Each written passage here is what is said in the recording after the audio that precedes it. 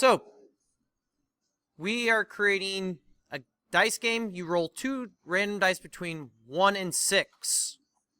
So, variables, dice 1, and another variable for dice 2. And I set them both to random numbers between 1 and 6.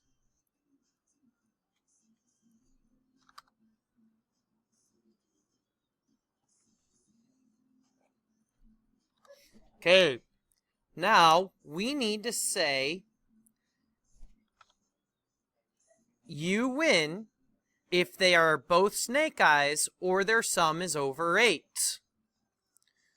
So, if they are snake eyes or their sum is over 8, I'm going to make another variable for the sum because I'll be using it twice. So I'm setting it to dice 1 plus dice 2.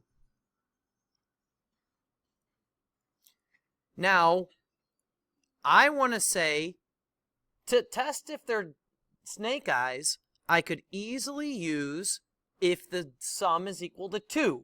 I could say if dice 1 equals 1 and dice 2 equals 1, but it's actually easier to just say if the sum is equal to 2. So that's the snake eyes. Or, because you win if either of these are true, if it's 2 or the sum is greater than 8. Now, you do have to use greater than and not greater than or equal to, because it said their sum is over 8. Greater than or equal to is not the same thing. And that is important for the quiz. So, it'll say either you win or you lose.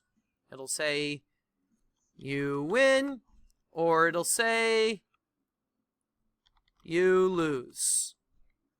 So that's it for the non-challenge parts. Any questions? Okay, and now for the challenge. You have a scene variable. So I have a scene variable for points. It's a whole number, and it starts at 100. I can give it the value of 100 right from the start. Now, in the dice game,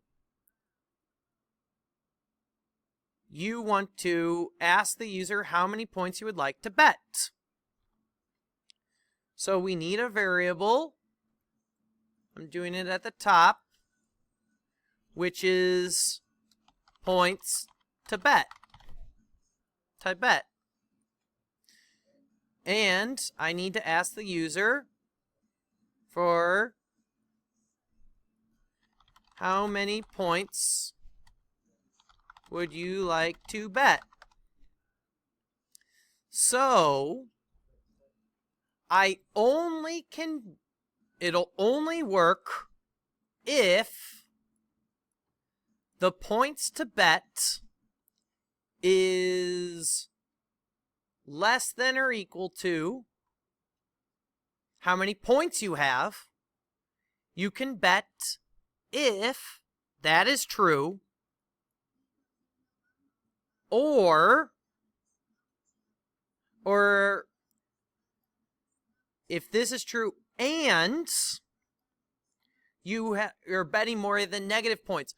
It's important you say you're betting more than negative points, because you could actually say, I'll bet negative 10,000 points and I will intentionally lose.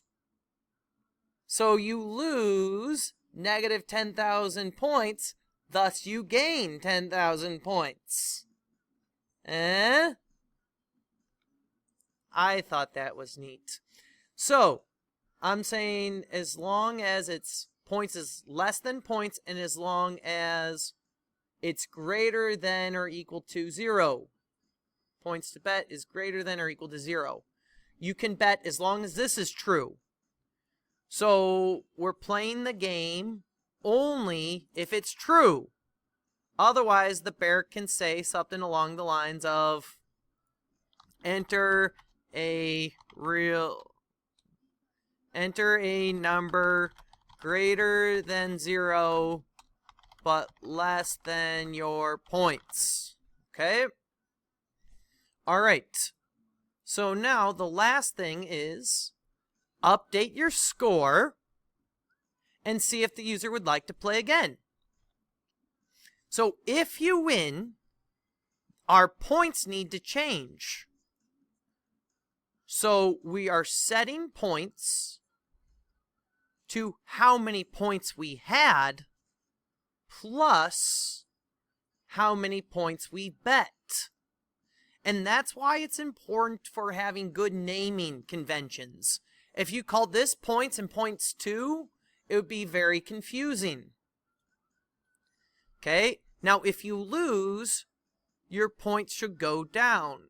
Or I don't know if I ever said that, but that's how you would have your points go down if you wanted it to do that, and you probably should. Okay? So, I will tell you this, is if you have a text box in your world, okay, and let's say at the beginning of the world, we set this to points plus how many points we have. Okay? Do you guys see this line of code? When we first run, this will be updated. But unless you tell that to happen again, it will never update again. So here I've actually changed my points. So I really should update my text model.